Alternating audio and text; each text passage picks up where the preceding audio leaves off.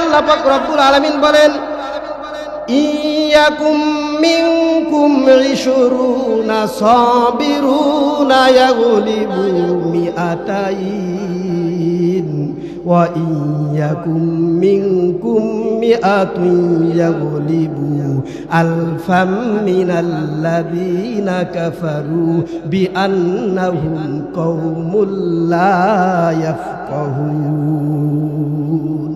আল্লাহ রাব্বুল আলামিন জানিয়ে দিচ্ছেন, যদি আপনারা যুদ্ধ করেন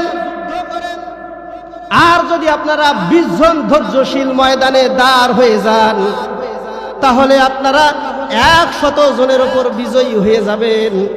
আর যদি আপনারা 100 জন ময়দানে দাঁড় হয়ে যান, তাহলে আপনারা 1000 কাফের মুশরিকের উপর বিজয়ী হয়ে যাবেন।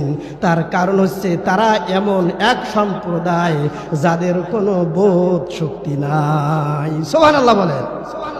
আল্লাহ রাব্বুল আলামিন জানিয়ে দিচ্ছে, হে রাবি, হে নবী, আপনারা যদি ময়দানে 20 জন দাঁড় হয়ে যান ধৈর্য সহকারে, তাহলে আপনাদের কাছে কাফের মুশরিকরা 20 জনের কাছে 100 জন পরাজয় গ্রহণ করবে।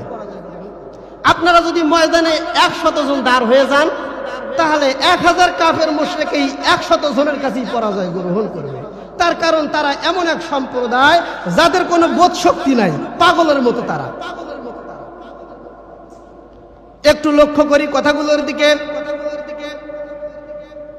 যদি 100 মুমিন ময়দানে দাঁড় হয়ে যায়, তাহলে তারা 1000 কাফের মুশরিকের উপর বিজয়ী হয়ে যাবে।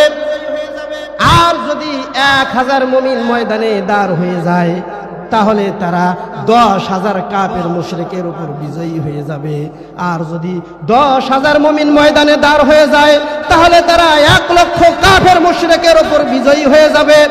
আর যদি 1 লক্ষ মুমিন ময়দানে দাঁড় হয়ে যায়, তাহলে তারা 10 লক্ষ কাফের মুশরিকের উপর বিজয়ী হয়ে যাবে।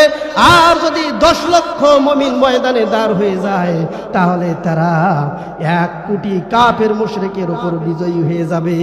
আর যদি 1 কোটি মুমিন ময়দানে দাঁড় হয়ে যায়, তাহলে তারা 10 কোটি কাফের মুশরিকের উপর বিজয়ী হয়ে যাবে। আর যদি 10 কোটি মুমিন ময়দানে দাঁড় হয়ে যায়, তাহলে তারা 100 কোটি কাফের মুশরিকের উপর বিজয়ী হয়ে যাবে। আর যদি 100 কোটি মুমিন ময়দানে দাঁড় হয়ে যায়, তাহলে তারা 1000 কোটি কাফের মুশরিকের উপর বিজয়ী হয়ে যাবে। মুসলমান আজ সারা বিশ্বের জমিনে 200 কোটি মুসলমান আছে। আর এই 200 কোটি মুসলমান যদি নারায়ে তাকবীর আল্লাহু আকবার স্লোগান দিয়ে ময়দানে দাঁড় হয়ে যায়, সারা বিশ্বের জমিনের যত ইসলামের শত্রু আছে, যত কোরআনের শত্রু আছে, যত বাতিল ফিরকা আছে, যত ইসলামের বিরোধিতার শত্রুতা আছে, যত নবী রাসূলের শত্রু আছে, সমস্ত শত্রুরা পলায়ন করার জন্য রাস্তা খুঁজে পাবে না। কথা বলেন ঠিক কিনা? তারা পলায়ন করার রাস্তা খুঁজে পাবে না। কথা কি আমার? আমার কথা? কথা বলেছি মহাগুরু আল কোরআন থেকে, আল্লাহর কথা। আমার উপর রাগ করার কিছু নাই। যদি রাগ হওয়ার ইচ্ছা থাকে আল্লাহর উপর হক। আমার উপর রাগ করার কিছু নাই।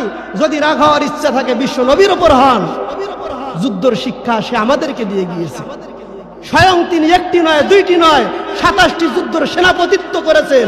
উহুদের যুদ্ধে তার দন্দান মোবারক শহীদ হয়ে গিয়েছে। উহুদের যুদ্ধে তার মাথার ভেতর লোহার হেলমেট গেড়ে গিয়েছে।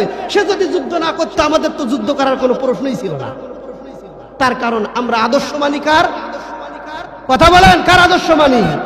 বিশ্ব নবী মুহাম্মদুর রাসূলুল্লাহ সাল্লাল্লাহু আলাইহি ওয়াসাল্লাম। আমরা কার হুকুম মোতাবেক জীবন পরিচালনা করি?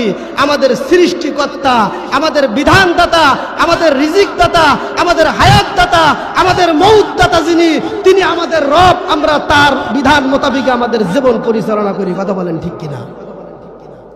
তাহলে আমাদেরকে কথা তো তার বলতেই হবে, যেহেতু তার খাই। আর যদি তার গুণগান না গাই, তাহলে তো এটা তার সঙ্গে আমার নাফরমানি করা হবে। এই নাফরমানি কাজ আমি করতে পারবো না।